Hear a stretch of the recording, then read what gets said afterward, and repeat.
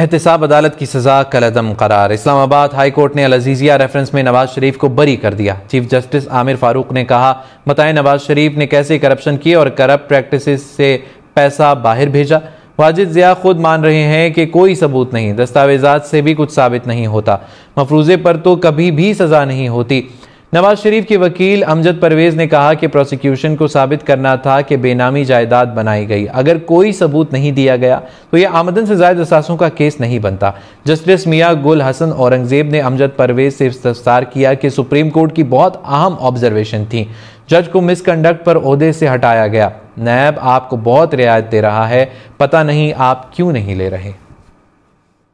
Islamabad high court के chief justice Aamir Farooq और justice मियां गुल हसन औरंगजेब ने नवाज शरीफ की अल अजीजिया रेफरेंस में सजा के खिलाफ अपील पर समाअत की।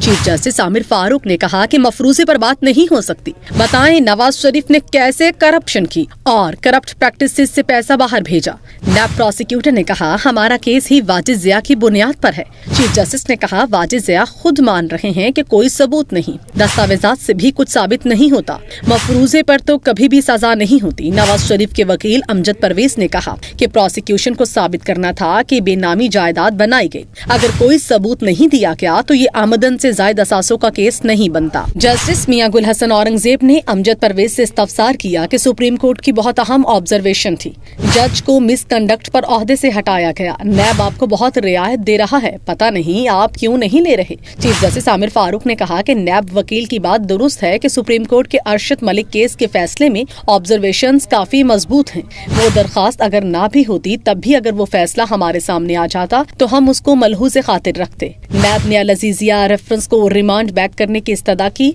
जो अदालत ने मुस्तरद कर दी।